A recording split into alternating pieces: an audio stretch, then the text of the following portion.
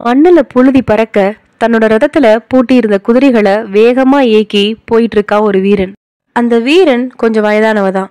அவன் வயதா இருக்கு அப்படின்றதே அவனோட நிறைத்த முடிகளை வச்சுதான் நம்மளால தெரிஞ்சுக்க முடியும். மற்றபடி அவனோட உடம்பு பாறையில செதுக்கி வச்ச மாதிரி அவ்வளவு உறுதியா இருந்துச்சு. அந்த வீரனோட முகத்துல ஏதோ ஒரு செயலை முடித்தே தீரணும் அப்படின்ற உறுதி இருந்தது. இந்த வீரன் பீஷ்மர் தன்னோட சகோதரன் விசித்திர வீரியனுக்காக பொண்ணு தேடி போயிட்டு இருக்காரு. காசி மன்னருக்கு 3 பெண்கள். தன்னோட 3 பெண்களுக்கும் சேர்த்து ஒரே சுயம்பரமா காசி மன்னர் ஏற்பாடு பண்ணியிருக்காரு அப்படின்ற செய்தி பீஷ்மர் காதுல விழுது. தன்னோட தம்பிக்காக அந்த பெண்களை நம்ம போய் பார்த்துட்டு வரலாம் அப்படின்னு பீஷ்மருக்கு தோணுது. தன்னோட முடிவை ராஜமாதா சத்யவதி கிட்ட சொல்லிட்டு அவங்க கிட்ட அனுமதி வாங்கிட்டு கிளம்புறாரு பீஷ்மர். காசி மன்னர் ஏற்பாடு செய்திருந்த சுயம்பரத்துல ஏராளமான அரசர்களும் இளவரசர்களும் கலந்து கொண்டுட்டு இருந்தாங்க.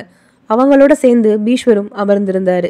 காசி மன்னரோட மகள்களான அம்பை, அம்பிகா, அம்பாலிகா 3 பேருமே சுயம்பர மண்டபத்துக்கு அழைத்து வரப்பட்டாங்க. சுயம்பரத்துல கலந்துகிட்ட அரசர்களோட தகவல்கள் சிறு குறிப்பா சொல்லப்பட்டது. இளவரசிகள் 3 பேரும் ஒவ்வொரு அரசரையும் கடந்து போயிட்டு இருந்தாங்க. பீஷ்மரோட பக்கத்துல வந்ததும் இவர் வயதானவரா இருக்காரே அப்படின்னு நினைச்சு அவரை விட்டு விலகி போறாங்க. சுயம்பர மண்டபத்துல உள்ள மித்த அரசர்கள் எல்லாம் பீஷ்மரை பார்த்து கேலி செய்ய ஆரம்பிச்சாங்க. இவ்வளவு வயதாகி தலையெல்லாம் நிறைத்த பிறகு பீஷ்மருக்கு இங்க என்ன வேலை அப்படின்னு சொல்லி சிரிச்சிட்டு இருந்தாங்க. வாழ்நாள் முழுவதும் பிரம்மச்சரியத்தை கடைபிடிப்பேன் அப்படின்னு சொல்லிட்டு இங்க வந்து உட்கார்ந்துருக்காரு பீஷ்மர், அப்பன்னா அவர் சொன்னது பொய்யா அப்படின்னு அங்கிருந்த அரசர்கள் எல்லாரும் பீஷ்மரை கேலி செய்து பேசி சிரிக்க ஆரம்பிச்சாங்க. பேச்சுக்கள் எல்லாம் பீஷ்மருக்கு கோவத்தை வரவழைச்சது. கோவத்தோட உச்சிக்கே போனாரு பீஷ்மர். சட்டுன்னு தான் அமர்ந்திருந்த அரியணையிலேருந்து எழுந்து நின்னாரு பீஷ்மர். சுயம்பரம் மண்டபமே சம்பித்து நின்னுச்சு. சட்டுன்னு 3 இளவரசர்களையும் கைப்பற்றி தன்னோட ரதத்துல ஏத்தினாரு பீஷ்மர். ரதத்துல ஏறின பீஷ்மர் அங்கிருந்த அரசர்களை பார்த்து வாய் வீரத்தை காட்டின வீரர்களே, நான் இளவரசிகளை அஸ்தினாபுரத்துக்கு கூட்டிட்டு போறேன்.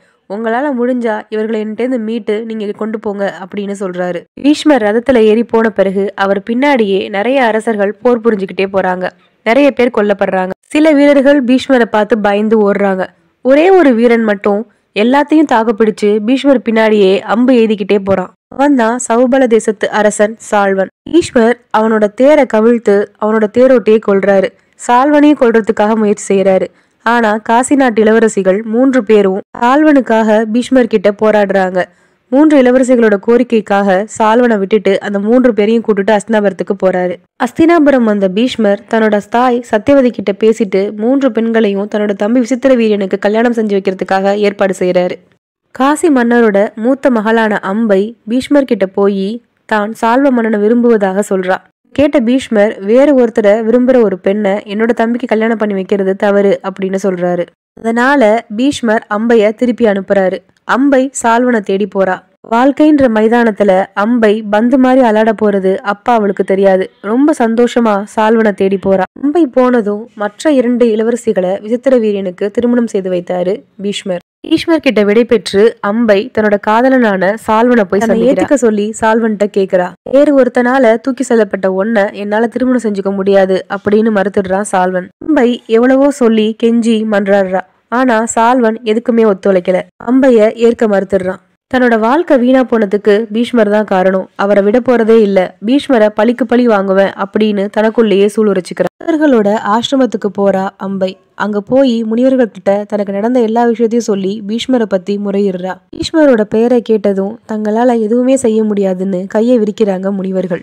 இந்த நேரத்துல ஹோத்திர வாகனர் அப்படின்ற ராஜரிஷி அங்க வராரு. இவரு அம்பையோட தாயை பெற்றவர், அதாவது தாய் வழி தாத்தா. தன்னோட பேத்தி வாழ்க்கையில நடந்தது எல்லாத்தையும் கேள்விப்பட்டு வருத்தப்படுறாரு. அதுக்கப்புறம் ஏதோ தீர்மானித்தவர் போல அம்பைய பரசுராமர் கிட்ட அனுப்புறாரு. பரசுராமர் மகேந்திர மலையில இருப்பாரு, நீ போய் அவரை பாரு அப்படின்னு அம்பைய அனுப்பி வைக்கிறாரு. அம்பை தன்னோட தாத்தா சொன்ன மாதிரியே பரசுராமரை போய் சந்திக்கிறா. பரசுராமரை பார்த்து தன்னோட வாழ்க்கையில பீஷ்மர் செய்த அனைத்தையும் சொல்றா. பரசுராமர் அம்பையை அழைச்சிக்கிட்டு பீஷ்மரை போய் சந்திக்கிறாரு.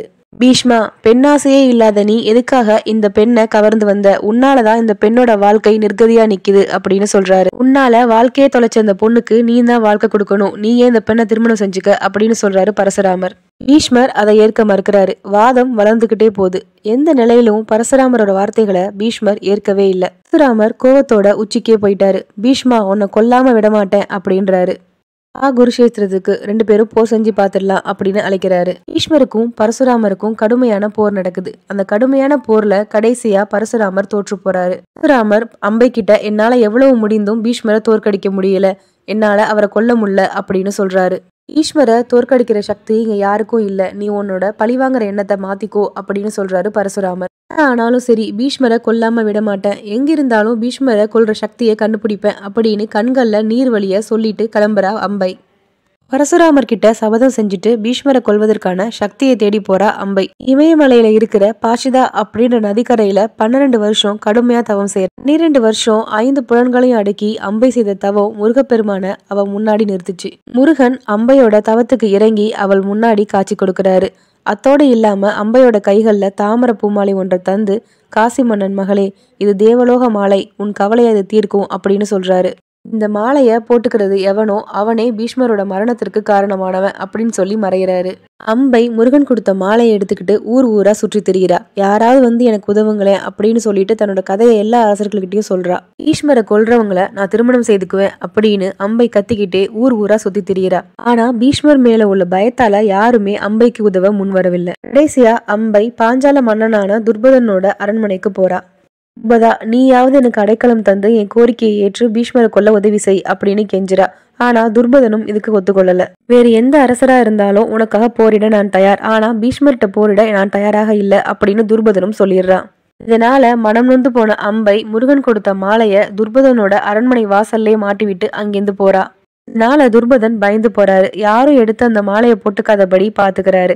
நாட்கள் ரொம்ப வேகமா கடந்து போகுது. இதுக்கப்புறம் அந்த மாலையை யாரும் எடுக்க மாட்டாங்க அப்படின்னு அந்த மாலைய கவனிக்காம விட்டுறாரு. மாலைய மாட்டி விட்டுட்டு போன அம்பை கடைசியா முனிவர்கள் வளர்த்த வேள்வித்தீல விழுந்து இறந்து போறா. மறுபிறவி எடுத்த அம்பை துர்பதனுக்கே மகளா பிறக்கிறா.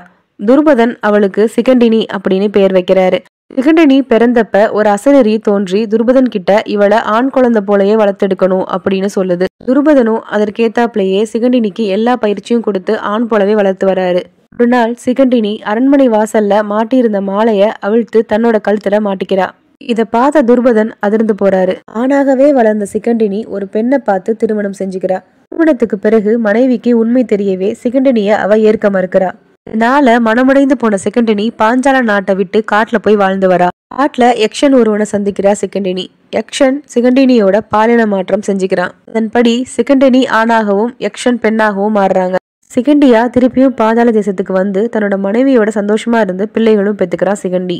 சிகண்டியா பிறந்திருந்தாலும் தன்னோட முன்ஜென்ம ஞாபகம் அனைத்துமே இருந்தது. தன்னோட தந்தையான துர்பதன்கிட்ட போய் நடந்தவற்றை எல்லாத்தையும் சொல்லி பீஷ்மன் கிட்ட இனிமே பயப்பட வேணாம் அப்படின்னு தைரியம் சொல்றான். பீஷ்மரோட போர் புரியறதுக்காக நிறைய பயிற்சிகள் எடுத்துக்கிறான் சிகண்டி. இதுக்கப்புறம் தான் துர்பதனுக்கு திரௌபதியும் திருஷ்யத்துவனும் பிறக்கிறாங்க. இதுக்கு அப்புறம் தான் மகாபாரத போர் ஆரம்பிக்குது. சிகண்டிக்கு தன்னோட முன்ஜென்மம் தெரிஞ்ச மாதிரியே பீஷ்மருக்கும் சிகண்டி தான் அம்பை அப்படின்றதும் தெரிஞ்சிருந்தது. பாரத போர் தொடங்கியதுமே பீஷ்மர் கௌரவர்கள் பக்கத்துல இருந்து தலைமை தாங்கி போரை நடத்திட்டு இருக்காரு. அவரால பாண்டவர் சேனைக்கு பலத்த சேதம் ஏற்படுது. 2 நாள் இப்படியே போர் நடந்துச்சு அப்படின்னா பாண்டவர் சேனை மொத்தமா பஸ்மமாகிடும் அப்படின்னு நிலை வந்துருச்சு. யுத்தம் தொடங்கி 9ஆம் நாள் இரவு கிருஷ்ணரும் பாண்டவர்களும் பீஷ்மரை அழிக்கிறதுக்காக யோசிச்சுட்டு இருக்காங்க. பீஷ்மரை எப்படி கொள்ளலாம் அப்படின்னு யோசிச்சு அவர்கிட்டயே போய் கேக்குறாங்க. பீஷ்மரும் தன்னோட முடிவுக்கான வழியை தானே காட்டுறாரு. தர்மா, நான் உயிரோட இருக்க வரையும் நீ வெற்றி பெறறதுக்கு வாய்ப்பே இல்லை அப்படின்றது உனக்கே தெரியும், இது உண்மை அப்படின்னு சொல்றாரு. என்னை ஜெயிக்கணும் அப்படின்னா போர்க்களத்துல என்ன வேகமா அடியுங்க அப்படின்னு சொல்றாரு. ஆயுதம் ஏந்திய யாராலையும் என்ன வெல்ல முடியாது.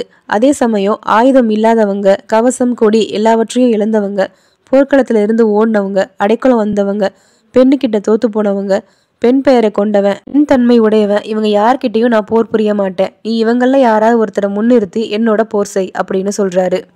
உங்க பக்கம் உள்ள துர்பதனோட மகனான சிகண்டி பெண்ணாக இருந்து ஆணாக மாறியவன், இது உங்க எல்லாருக்குமே தெரியும். அந்த சிகண்டியை முன்னிறுத்தி அர்ஜுனன் வரட்டும் அப்படின்னு சொல்றாரு. சிகண்டியோட நான் போர் புரிய மாட்டேன், அந்த சூழ்நிலையை பயன்படுத்தி அர்ஜுனன் என்னை தாக்கட்டும் அப்படின்னு சொல்றாரு. மறுநாள் போர்க்களத்துல சிகண்டி பீஷ்மரோட போர் செய்ய வராங்க.